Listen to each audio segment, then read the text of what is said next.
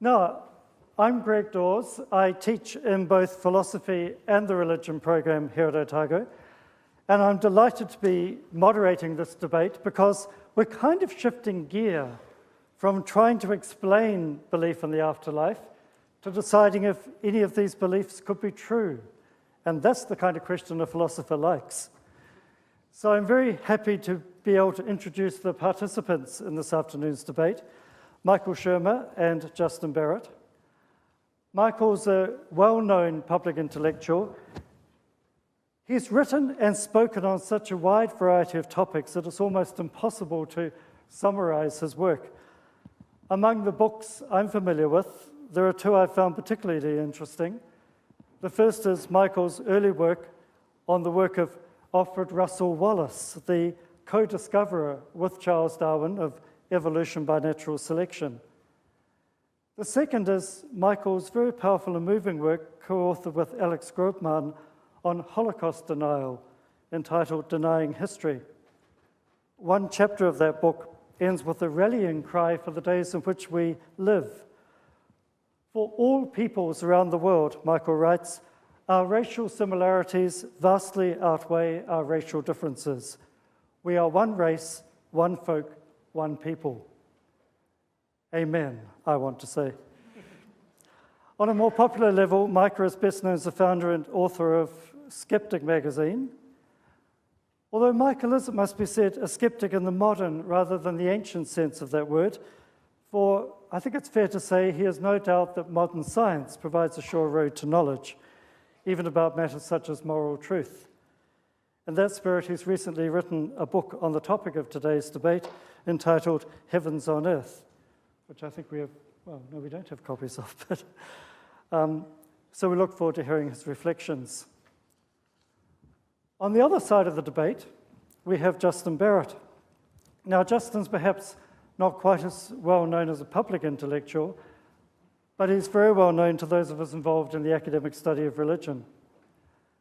Now, the study of religion's long been dominated by humanists, historians, philosophers, linguists, who have approached the topic by way of studying culturally significant texts.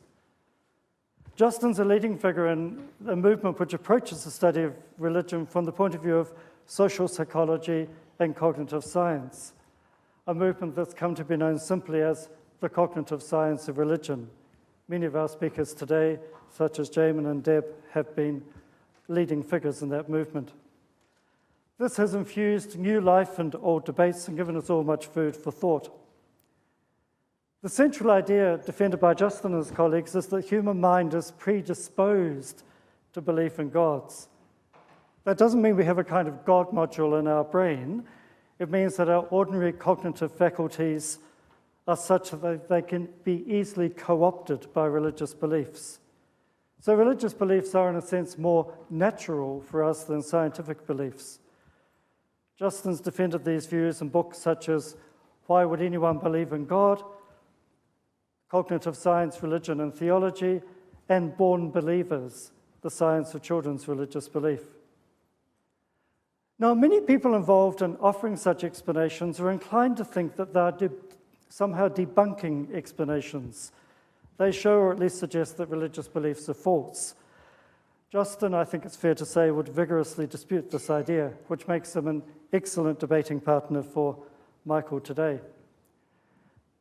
Now, we're offering both Michael and Justin 10 minutes or so to present their views, after which they'll be discussing them with each other for about 20 minutes, in a vigorous way, I hope, and then we'll have about 15 minutes for some questions from the audience, which, once again, we're asking you to keep short and to the point. So, Justin, you beginning? Right. Thank you. Thank you. Thank you all for being here. Apparently, some people are familiar with the research on personality dimensions that show that Christians are unusually high on agreeableness, because I've been encouraged to be more aggressive than I might normally be. I guess someone knows I'm an agreeable kind of fellow. I'm also in a strange situation because, as the introduction explained, I normally do the scientific study of religion. That's where I usually hang out. and I'm being asked to talk about something more closely approaching metaphysics, whether these beliefs are true or not, something that I usually bracket. But here we are, so you'll have to suffer through with me. My task, as I see it, is to suggest, and I want to argue, that the many people, as Jamin pointed out, something like 70% or maybe more of people globally, perhaps, believe in some kind of afterlife. And I want to suggest that most of you, because probably many of you are here, actually have reasonably good grounds for those beliefs. That you're on reasonably steady, a good foundation in terms of believing in some kind of afterlife. And what I mean by an afterlife, for the sake of my comments, is that there is some kind of enduring self that you have, or someone else has, at least one other person has, that could survive beyond biological death, the ceasing of functioning of the body. So that's where I'm headed. And I want to start with just a preliminary, and that is, and I'm going to just share a little story with you. Where I live, my house, my kitchen sink has a window right by the sink, and sometimes when I'm doing washing up, maybe in the evening toward dusk, it has happened more than once, but let's pretend it's just happened the one time, that I glimpse out my window what I take to be a coyote walking up the road or running up the road. I might wonder, did I see a coyote? I live in the largest county, population-wise, in the United States, Los Angeles County. It's an urban area of about 12 million people. Did I just see a coyote walking down my street or up my street? Well, if I did see a coyote, there are a few things I might also expect to sort of go along with seeing a coyote. I might expect that, say, neighborhood dogs would start raising a ruckus if there were coyotes in the area for reasons unrelated to the frequent sirens that we hear or other kinds of disturbances.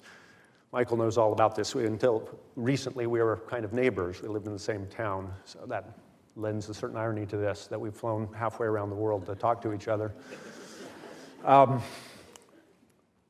So I might think that dogs would be disturbed by this sighting, or if coyotes are around. I might hear from neighbors that cats have gone missing.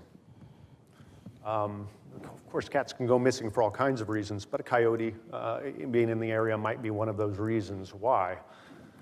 I might also find scat droppings nearby that look like they were left by something not quite like a dog, but sort of in that neighborhood. Not quite like a bobcat or a mountain lion, but somewhere in between. These are all probabilistic sorts of considerations. And the reason I'm bringing this up is that if I find evidence of any of these, they actually mutually reinforce the set of beliefs. So if it does turn out I find scat that looks a little bit like coyote scat, that could reinforce my conviction that I really did see a coyote. If I learned that the neighborhood dogs have been raising a ruckus, that could raise the likelihood that I had it right, as would the missing cats. And in fact, the missing cats then would be explained by the coyote being in the neighborhood. All right? So this is just to point out that our beliefs don't count as evidence all by themselves in isolation from a network of beliefs that could actually rise and fall together, even if none of the beliefs in that network have terribly high probability all by themselves, if we could isolate the probability of them being true all by themselves, which is often not the case. So that's an important preliminary. A second preliminary is that we have numerous beliefs, convictions that are pre-scientific within this network. They're the kinds of beliefs that our scientific inquiry is built upon. So the basically that I can trust my perceptual systems under most conditions, assuming they're functioning properly under the conditions under which we expect them, et cetera. Okay? That I can trust my memory. At least most of the time, that I have a general sort of, I can give prima facie kind of assurance to the deliverances, confidence in the deliverances of my intuitions of many sorts. Not all, but many sorts. that testimony is generally reliable unless I have really good reason for mistrusting it. Like it contradicts other kinds of beliefs, or I know the character who told me this stuff is sort of disreputable and so forth. Actually, our practices of modern science are built on all of these kinds of foundations, okay? As are many of our beliefs in things like the afterlife. Okay, so those are my couple of preliminaries. Turns out that these kind of almost foundational types of beliefs, these things that are automatically delivered to us from our cognitive systems, are, at least some of them, seem to be the kind of things that we were hearing about earlier today. That is, that we have an intuitive, natural kind of sense that there is something like an enduring self that isn't just the body. I'm not saying whether that's true or not all by itself, but our intuition is that such a thing exists, that my conscious, willful self manages to endure over all kinds of physical changes in the course of my life, that my body seems to be not equivalent to that because weird things can happen to my body, or I can sort of lose control of my body under certain circumstances and so forth. Those are experiences that I have that might reinforce that idea that there's something about me that's not merely my body. But we heard sort of hints in the direction of what's been called intuitive dualism, for lack of a better term, in the field of cognitive science of religion. Jesse Bering has contributed to that literature, as has Paul Bloom and many others. This is the basic idea that it's somewhat natural to see some part of ourselves as separable from our bodies, or maybe even several parts of ourselves as separable from our bodies. But all we need in this conversation is that the body isn't all there is to it. If that really is intuitive and natural, if that's what automatically is delivered to us, then that belief by itself gets a certain degree of prima facie kind of justification. That is, until we have good evidence to think otherwise, you are perfectly entitled to believe that. Does that make sense? A little bit of a nod, yeah, okay. If you have these automatic deliverances from your cognitive faculties, seemingly under normal, natural conditions, at least a lot of philosophers think, yeah, you're justified in trusting those until you have good evidence to the contrary. That is, you don't need evidence for them, you need evidence against them. They're innocent until proven guilty, not guilty until proven innocent. Okay? And it's sounding like, from the cognitive science of religion and other areas of cognitive developmental psychology, that something like an enduring self is one of those intuitive, automatic, natural deliverances. And we heard also earlier today that maybe that intuitive self also carries the assumption that it can persist post-mortem. Okay? Not only is it potentially separable from bodies, it is separable from bodies, in fact. That is, people have those natural intuitions. Okay? So what I'm suggesting is there are all of these background conditions that you might think, well, I don't know how much evidence I have for them, but you have at least sort of you have an intuition that these things seem to hold, and that puts them in the position of being the things that need to be defeated in your mind, not the things that need to be argued for. Okay?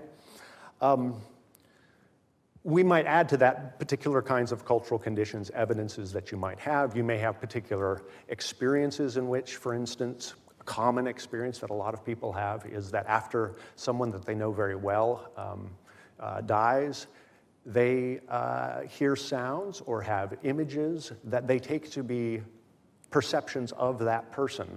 I've had these myself. I don't know that they've contributed to any kind of particular beliefs that I have necessarily, but I know that they exist, where a good friend who I'm working with very closely on the same building, in the same, on the same level of a building, used to come to my door periodically, and the sound of the floor was characteristic of that person because of his size, and I hear that kind of sound and automatically look up to where he's not because he died just days before. And that might go on for a few days.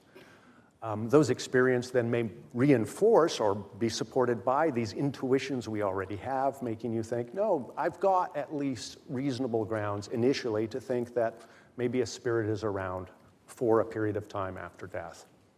Okay?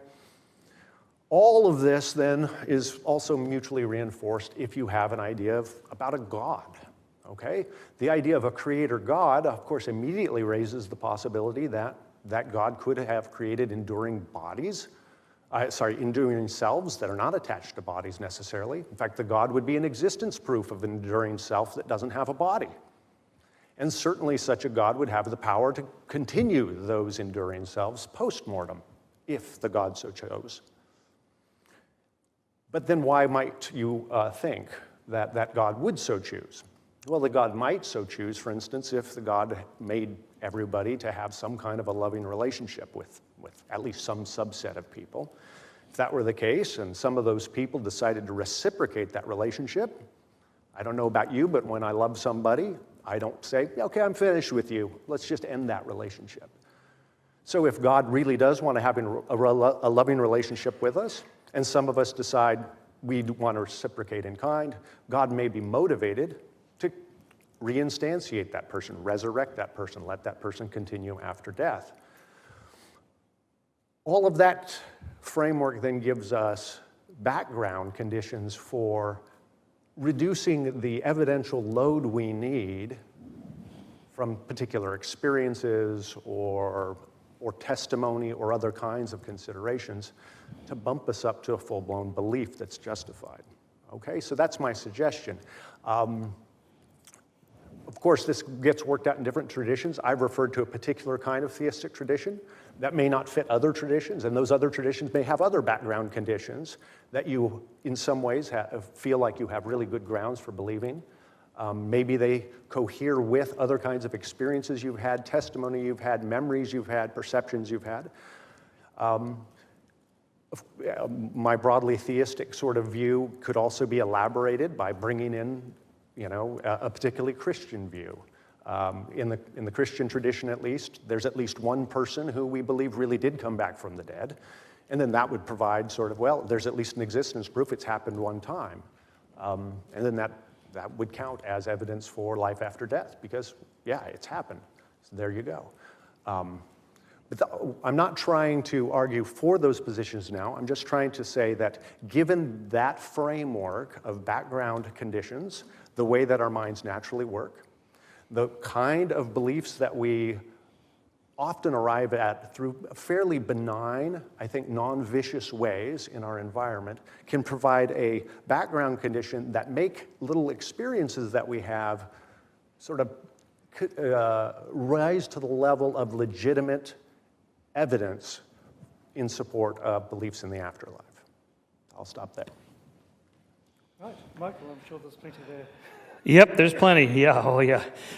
Okay, let's start with coyotes.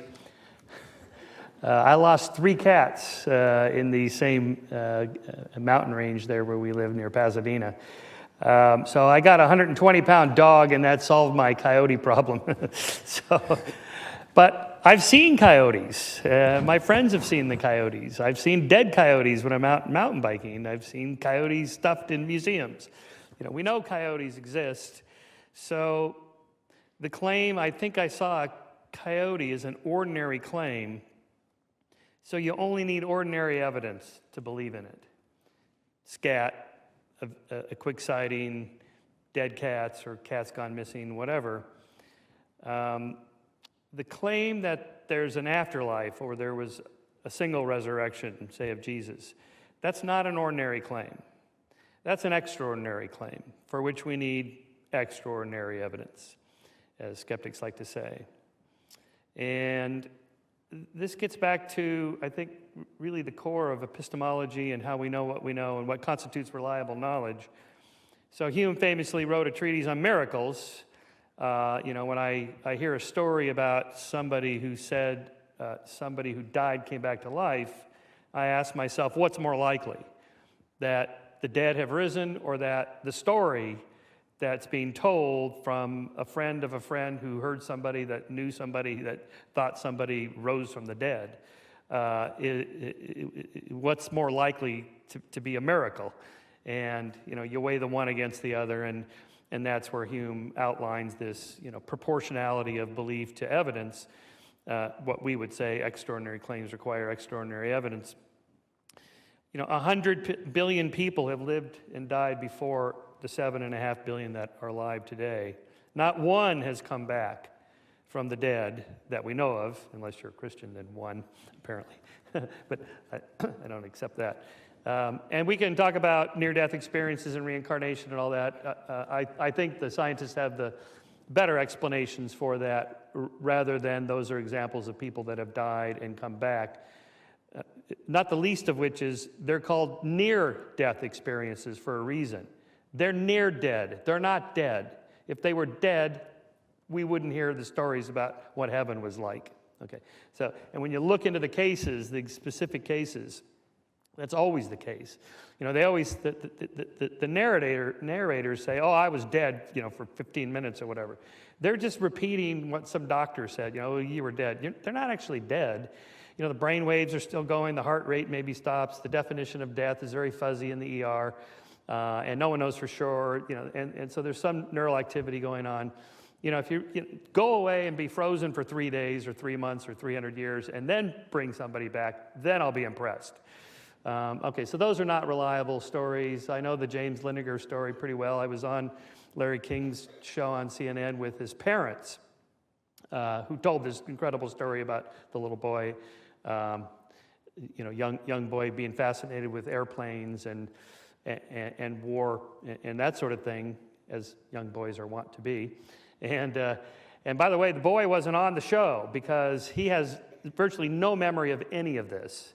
This is a little story he told as a 3-year-old that then got retold by his parents and family members, and then reincarnation people that were glommed onto the story. Then a book gets written, and by the time he's 10 or 12, he has virtually no memory of any of it. His memory now is what his parents told him he said. Okay, so not reliable information.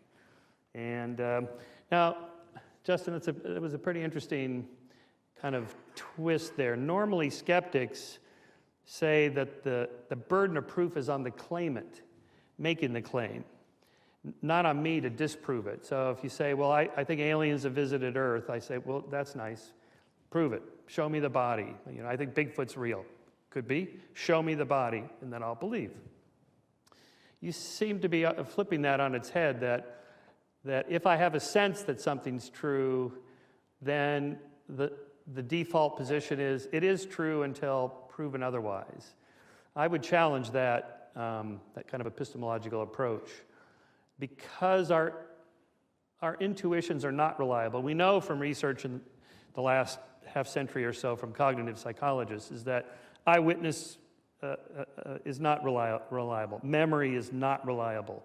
It's not a video recorder, the little homunculus watching the screen in the theater of his mind, play back what really happened. We know this is not at all the case.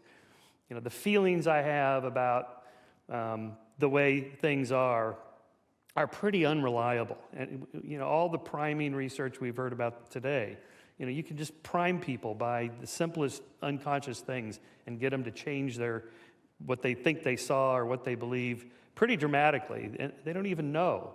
Okay, this is not reliable. And so I would say our intuitions are not trustworthy that way, particularly when it comes to this, because as has been repeated often today, you know, imagine yourself dead. You can't, because to imagine something, you have to be alive. So it's kind of a non-starter to say, let's go with our intuitions about the afterlife. Of course, you're just going to think, well, I'm just imagining I continue. Of course you do. And I mentioned earlier about I guess that was last night, you know, a third of atheists say they believe in the continuation of consciousness after death. Now, they're not becoming believers there, that's why they're atheists. But you know, I'm imagining they're thinking something like some of the stuff we've heard of, you know, the uploading the mind, or a Buddhist consciousness returns to the great consciousness in the sky or whatever. My friend Deepak Chopra talks about you know, consciousness is the ground of all being. It's not beneath anything. You can't drill down into the subatomic particles, down to the quarks below string theory. You find consciousness. Now, he means, in this sort of Western Buddhist sense, it's just everywhere. It is everything, and we are just this material instantiation of consciousness for a few decades, and then Because I ask him, where does Aunt Millie's mind go when her brain dies of Alzheimer's? And the neurons are just dying, the plaques and tangles gone, and with it, the memories are gone. She's gone. Aunt Millie is gone. Where is she, Deepak? He says, well, she returned to where she was before she was born. Okay, that's a very Western kind of Buddhist position, but there's no evidence for this. All we know is that whatever the function was that the mind is just a word we use to describe what the brain is doing. Whatever it was doing, it's not doing it anymore without the neurons. And it's just an assertion that the memory is floated off the dead neuron and it's in the quantum field somewhere or whatever. That's just an assertion. There's no evidence for this. And as Christopher Hitchens famously said, what I call Hitchens' dictum, that which can be asserted without evidence can be dismissed without evidence. Full stop. That's a nice story, but if we don't have any evidence, then we don't know it's true. So, and then, we've heard much about the psychology of belief as if this is a different approach to it, but it isn't really, in a sense, because if you say, like, different religious traditions have different versions of the afterlife, like when I was writing Heavens on Earth, I have a whole chapter on the history of heaven, the history of the afterlife. But it's a very different history than, say, when I've written about the history of cosmology. The history of the search for the structure of the cosmos. There's kind of an asymptotic curve reaching ever closer to what it's really like. And we get a convergence of evidence and theories toward some kind of agreement among scientists who study this. That's the way it really is, say the black hole story. This is not just an assertion. This is a bunch of different people working in different fields that kind of come to this and go, that's it. We're pretty sure that's it. There's nothing like that for the afterlife. You have this tradition and that tradition. Jesus is the Messiah. No, he's not. Muhammad's the last prophet. No. Joseph Smith was the last prophet. No, it's L. Ron Hubbard, whatever. There's just this kind of, you get your own planet, in the Mormon religion when you die, and it just goes on and on. There's no sense like we're getting closer to really understanding this now. There's nothing like that. That tells us something, that it's not real. And this would be true for any of these kinds of religious assertions. Am I stealing time from the? No, just keeping an eye on the time. Yes. So, okay. So I'll just address for my last comment here on the afterlife. The enduring self survives the physical body. Okay. There is a sense that we have an enduring self. So let's approach this from a slightly different perspective for what I call the afterlife for atheists. It's my chapter on the transhumanists and the mind uploaders and the singularitarians. These are the people that don't believe in God. They don't believe there's an afterlife. We're going to make it. We're going to just keep going. And so they wear the cryonics bracelet, freeze me if I keel over here, get some ice and pack me in there and call this number and so on. Or we're going to scan your brain and copy the connectome, the analog to the genome, which would be every single neural connection. It's about 100 trillion. So it'd be a pretty big data set. There's no computer in the world that could hold this at the moment for even a single person. All the computers in the world cannot hold a single connectome. But, Moore's law, we're going to get there and so on. But so let's say this happens. We copy you and we upload you into the cloud, and there you are. But not after you're dead. Let's say we have a high sophisticated MRI brain scanner and we do it while you're alive. We slide you in, scan the connectome, upload the file, and then bring you back out, and you're sitting there, and now we turn the second you on, which is you. This is the Star Trek transporter problem. Are there now 2 Captain Kirks or 100 Captain Kirk? You have to kill the original Captain Kirk because this Captain Kirk, and so on. So this is the, who is the enduring you? What is the self? Is it your physical body, or is it just a pattern of information and we just copy that?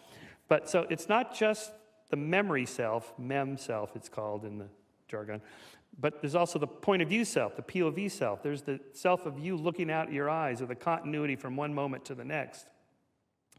And so you can interrupt it with sleep or general anesthesia, but it comes back.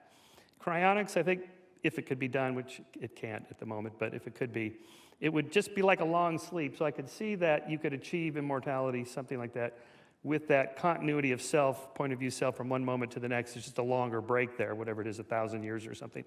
But with the mind uploading, which is really more like the Christian heaven, I think, where you are resurrected.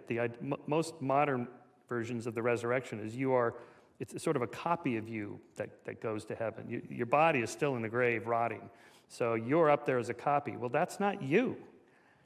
Without the point of view self, as if you sitting there next to the brain scanner and the copy is going, well, I'm you. And you're going, no, you're not. I'm me.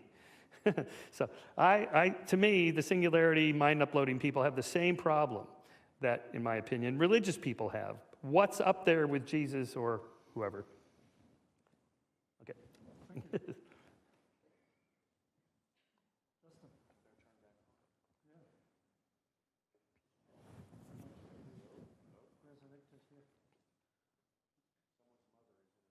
Yeah.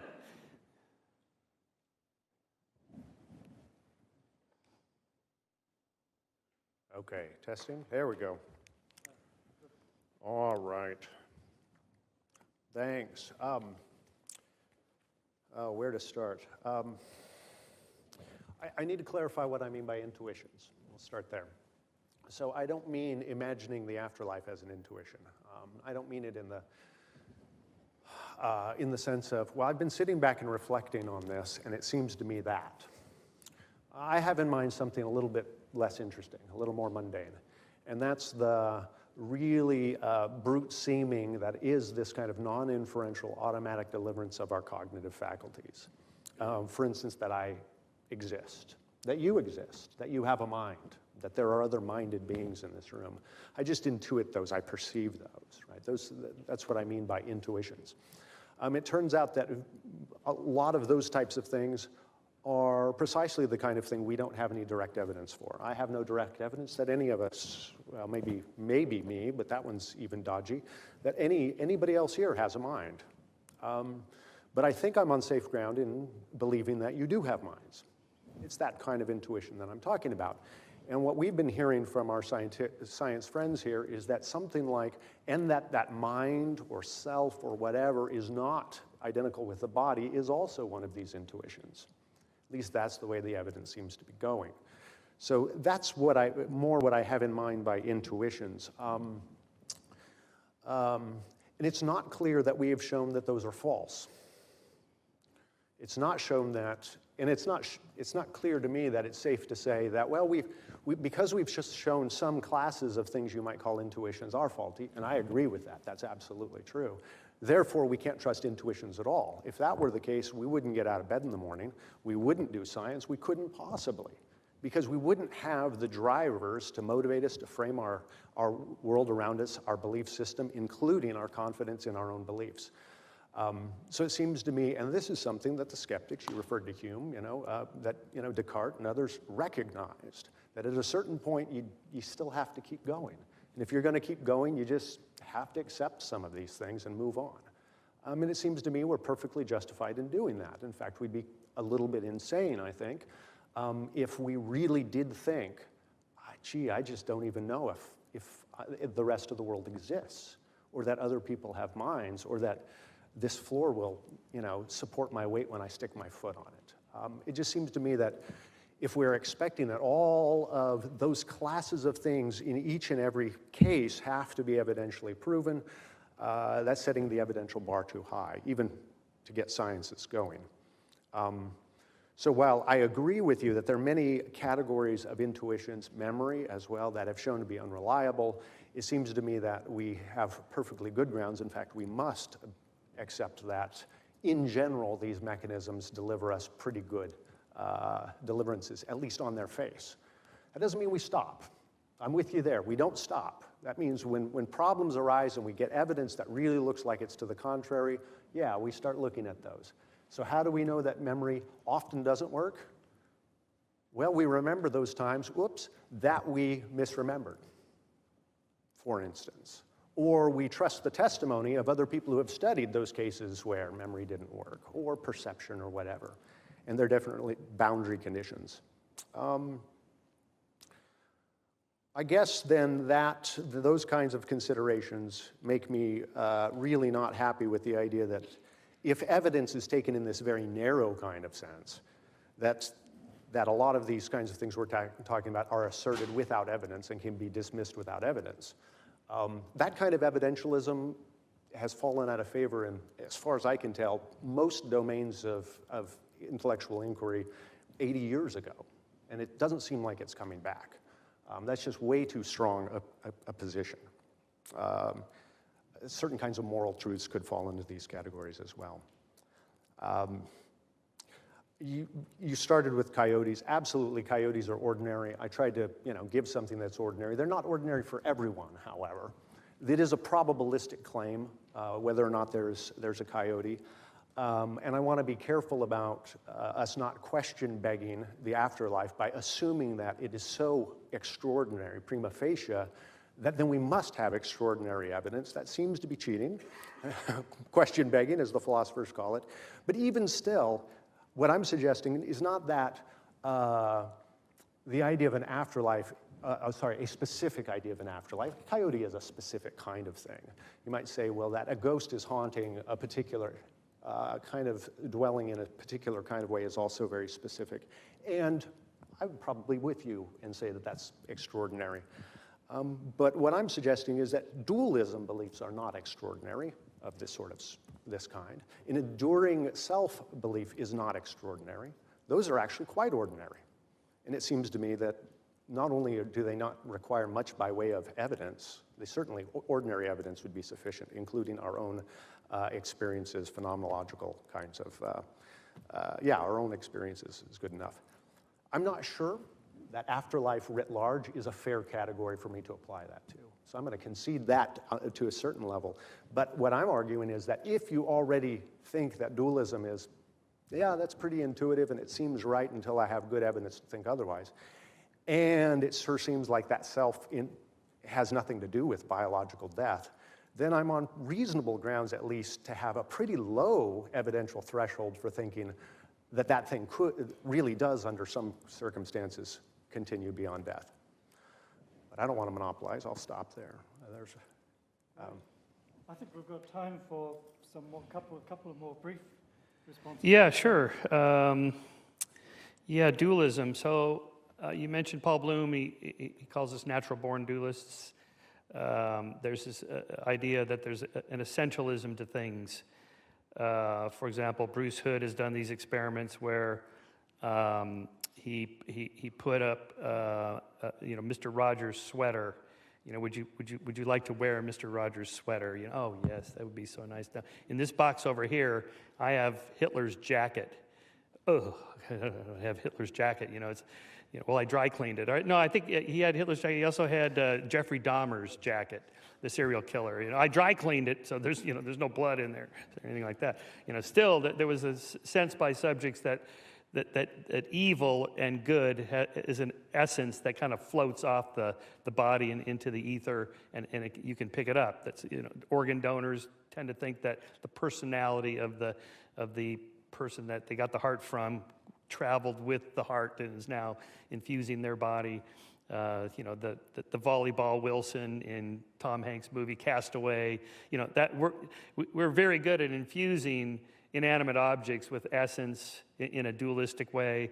We can watch movies like Freaky Friday where Lindsay Lohan and Jamie Lee Curtis switch bodies. And, hilarity ensues. The middle-aged mom is in high school, and the high school kid is now a responsible adult, and hilarity ensues. Okay, and we get the humor of that, or Tom Hanks in Big, or Steve Martin and Lily Tomlin switch bodies, and in a gender swap, and it's funny. We get that because we're natural-born dualists. But just remember that in terms of organ donations, a brain is the one where you want to be the donor, not the recipient of the donation, because that's where the self is located. But our intuitions are wrong about dualism and essentialism. We have this sense that somehow the mind or the body floats off the connectome and it's out there and it can go in another body, and there's just no evidence for that. I mean, we know that's from neuroscience. That's just not the case. So I don't see that as a good starting point epistemologically. Then I am curious to know how you resolve this kind of inconsistency of different afterlives and heavens between religions. How does an anthropologist from Mars that studies different religions know, well, which is the right one? Because they're each claiming, well, I got the right one. Christians say, well, the only way you're going to heaven is you got to go through the Messiah, Jesus, who died for our sins and so forth, the ultimate sacrifice. And Jews say, well, no, we don't think he's the Messiah. Sorry. We like messiahs that are not captured, to quote Trump. They envision a Messiah that saved Israel from being conquered, that was a military champion and so on. They don't accept it, and Muslims don't accept Jesus as the Messiah. So when you go to heaven, what's up there? Who's got it right? What kind? In a Popperian falsifiability sense, how do you know which is the right one or the wrong one? And what would it take for you to change your mind, or me to change my mind? And also the history, even in your own religion. What's up there with Jesus? Is it your physical body? So some Christian sects said, yes, you are physically resurrected. Okay, how old are you? Okay, well, one sect, as you probably know, said 30. Because that's a good year. I was young and strong, my memory was working, and everything's great. And but the real reason was because that's the age of Jesus when he was crucified. Okay, so but why 30? I'm 64 now. So what happened to the 34 years of my life? Is that just gone because my body has changed? I have all those memories that are stored in the connectome that's part of my physical body. That goes up. Those are gone. I've lost 34 years of my life. And if it's, okay, so maybe it's not the physical body, it's just the soul. Then we're back to then how does the soul get up there? God does something like a singularity, copying the connectome thing and uploads it into whatever the equivalent of the cloud would be for heaven. Setting aside how any of this would ever work, we're just sort of science fiction here. What would that be? Is it your point of view self that's up there, and where did it go? Because we know the physical body is still in the grave. I'm just curious how you know what the answer to that is. Christianity is an evidential religion, right? We take it that there is sufficient evidence for thinking that Jesus really did rise from the dead. So then that would be the kind of evidence that a Christian would point to. Why don't Jews accept that evidence? Because they know all the arguments. They're as well trained as any Christian theologians. They just go, nope. There are lots of domains of disagreement, and that doesn't show that everyone is wrong, right? Or that there is no way of knowing. If that were the case, we'd have plenty of episodes in the history of science where there was no consensus as well.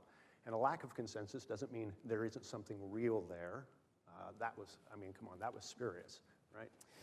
Well, see, there I would say that no, because Jews say, no, in the book of Isaiah, the passage where it talks about the Messiah, this is what it means in the original Hebrew. Now, Christians read that and they go, no, we're reading this metaphorically, and that what the Messiah is really going to be is this. How would you ever adjudicate that? I mean, it's just, at some point we've slid from some kind of empirical question to some kind of faith question that I don't see how you could resolve through any kind of test or No, the argument. empirical question is whether Jesus actually rose from the dead. That's the empirical question. And if he did, then that changes everything, right? Yes, you might as well not, well, that's right. Without that, you should not be a Christian, right? Absolutely. Yeah. So, but again, all my Jewish friends, they know all the arguments. They look at it and they go, nope, not convinced. Sure. Now, this is not like, 97% of climate scientists look at the data and go, yep, Earth is getting warmer, human cause, and the other 3% are here. Okay, you're always going to get a few. But there's a convergence, of a consensus, like, yep, it's all pointing to that. But you don't get that in religion. Well, I want to observe, though, that you've also actually already excluded evidence that could happen, right? I mean, you've already claimed that, for instance, with near-death experiences, which I actually think is really pretty shaky evidence for lots of reasons. But when you've specified already that it couldn't possibly count as evidence of afterlife because they didn't die, I'm wondering what could possibly count as evidence?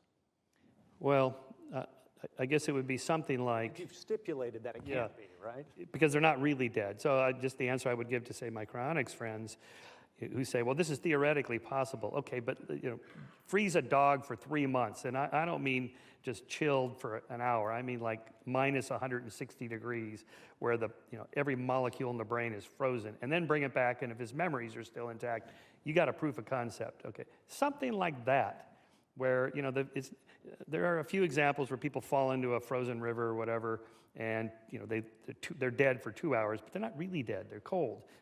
So it would have to be something that would get past those exceptions. Without destroying the body to a point that it just couldn't possibly. Yes, and then also I think it would help if there was a consistency on what they see on the other side. Now, different religions, they see different things after they pass through the white light in the tunnel and all that stuff. And also Is that a consistency? I mean, we heard that. Okay, that's a consistency probably because of the neural structure. I mean, most of these are driven by hypoxia or oxygen deprivation. So as the blood shunts on the retina and in the visual cortex toward the center of the brain as you're passing out from heart attacks or drowning or whatever, you're going to get a tunneling effect. So that's consistent. But what I'm talking about is the details.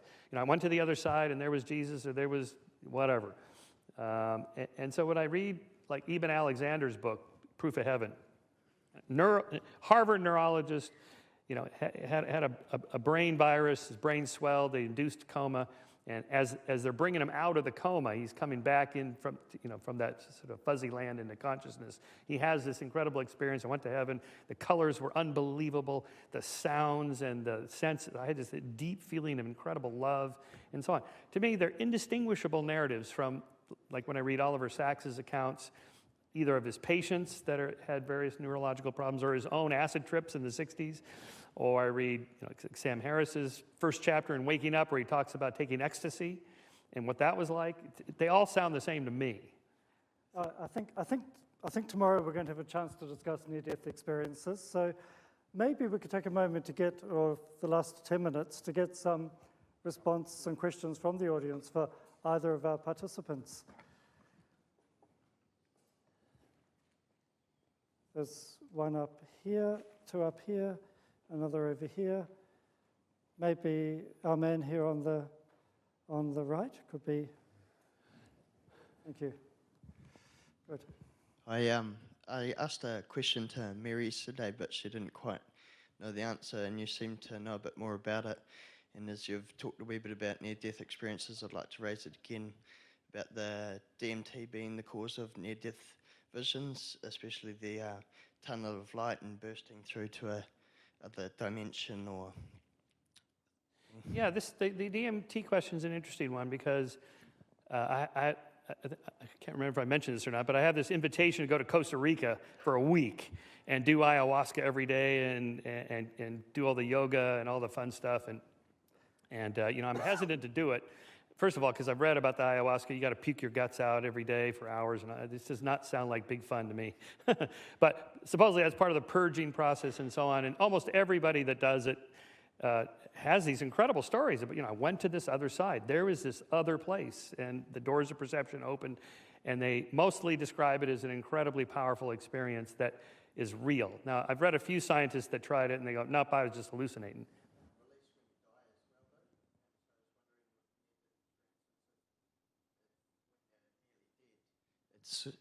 When they're nearly dead, it's sort of body's going through that process as the brain's release that chemical. Yeah, the person you want to read on this is Sue Blackmore. She wrote a book back in the 90s called Dying to Live, Living to Die, I forget what it was called. And she's done some more research since then, and she's really into the mind-altering stuff, I mean, personally. And she's tried a lot of this stuff, and she told me, don't do the ayahuasca, do the magic mushrooms or whatever. I'm like, okay, I don't know. So she thinks that, this is her theory, that the trauma of going this transition from living to dying, and that the brain releasing some of these chemicals, whatever the molecular equivalent to DMT would be naturally occurring in the brain, because it does, is a way of easing you into death. Yeah, so I think there's something to that. Yeah. Right, and this someone up here had a question, but perhaps we could have here first. Oh, great. Yeah, no, I've got a short question and a long question, so we'll do the short one first and leave it. What seems to be missing for me, is a working definition of what's going to the afterlife. And this is more directed over to you. Do you have a working definition of what you think the thing is? Because then you sort of starting to make some claims about stuff, and we can sort of look at them rather than sort of it's a bit esoteric at the moment.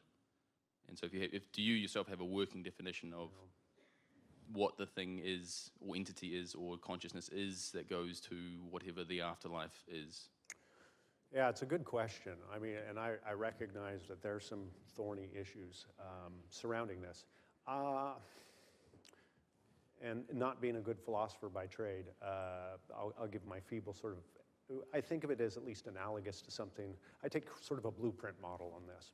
So the me, whatever makes me, is something like an information matrix that, as a theist, I can imagine could be that God we'll let God be the cloud and store the me in there, and God resurrects me in the sense that he can sort of reinstantiate that changed now blueprint changed by sort of my experiences, that information to reinstantiate a me in some other kind of form. I hope it's an upgraded form, honestly. I think that then the continuity, because there is a continuity problem, is preserved because of the mind of God. God preserves the continuity. And could God make multiple me's? Well, in principle, God could make multiple me's, but of course, as soon as they were made, they would have distinct properties, locations in space and time, and so forth, and then actually, they wouldn't just all be one me, they'd be multiple people.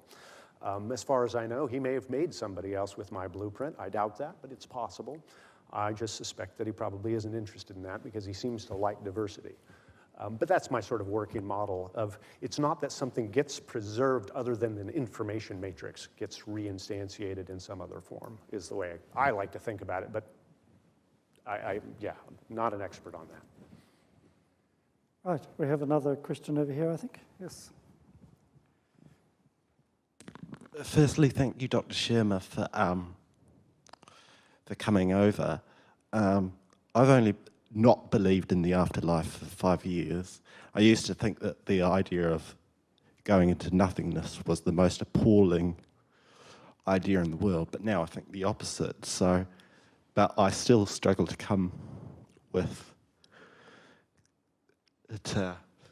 face up to that. So, but thank you for writing your books and doing what you do.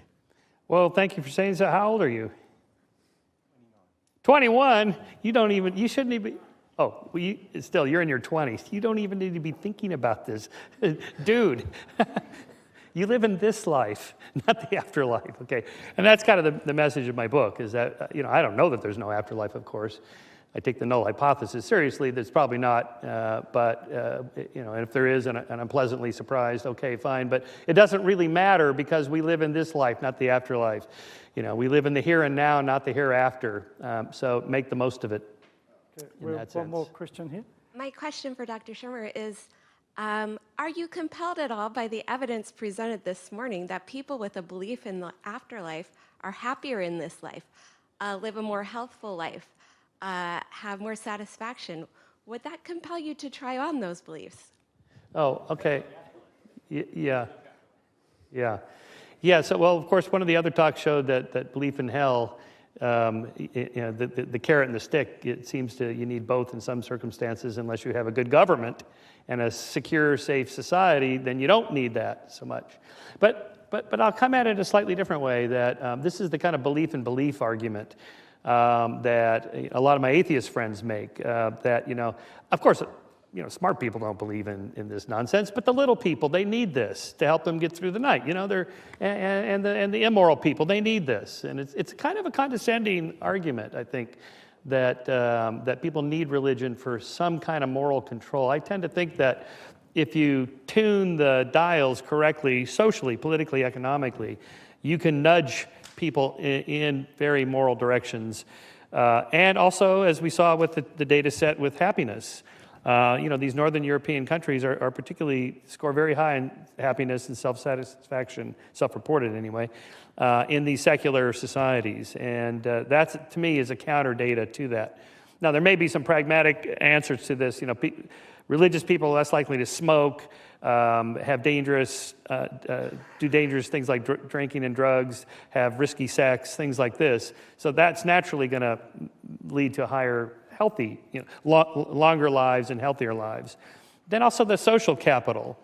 Just having religion is too big of a word. It encompasses too many things.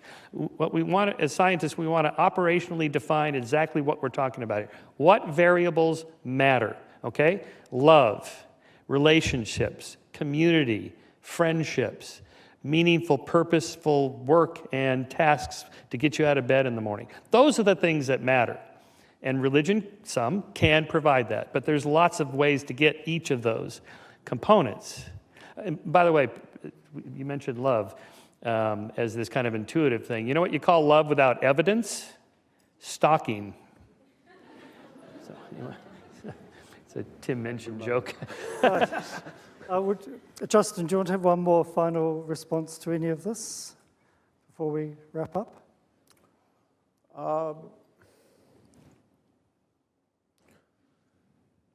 Yes, I don't want to give the impression that, and I hope I haven't given the impression that if one is a religious believer trying to form beliefs of various sorts, they should not use evidence. That's not the take-home message at all. The take-home message is that we really should be applying a uniform standard for evidence that applies across various domains. And that among those, and I think that oftentimes, especially when we're really uncomfortable with certain people's beliefs that are not part of our group, we apply a higher level of standards, evidential standards, than we actually do for ourselves. I think I'm more of a neuroskeptic than you are, perhaps, which just shows, how I feel about one of my sort of neighboring academic disciplines, and maybe that's bad on me. But that's what I would ask for, is that we're actually fairly even-handed, self-reflective, and realize that we go through life without scientific evidence. We had to, because modern science was only recently invented in human history, and it's absurd to think that we didn't know things before it came along. We knew plenty. And it could be that many of our religious beliefs, including belief in the afterlife, actually fall into that category. Right, well, perhaps, if I may be allowed a last word. Michael spoke about the fact that modern science is characterized by a kind of convergence towards what we hope is a true view of the world, and that's a very attractive feature of modern science. I, of course, teach in an area of philosophy where the same questions have been debated for 2,500 years without clear resolution or convergence, and yet we consider it worthwhile continuing to debate these questions. And the question we've been debating this afternoon is surely one of those which will be continued. We will all continue to debate. So I'd like to thank our two speakers and thank you for your participation, and perhaps join with me in thanking them. Thank you. Thank you for having me. Thank you.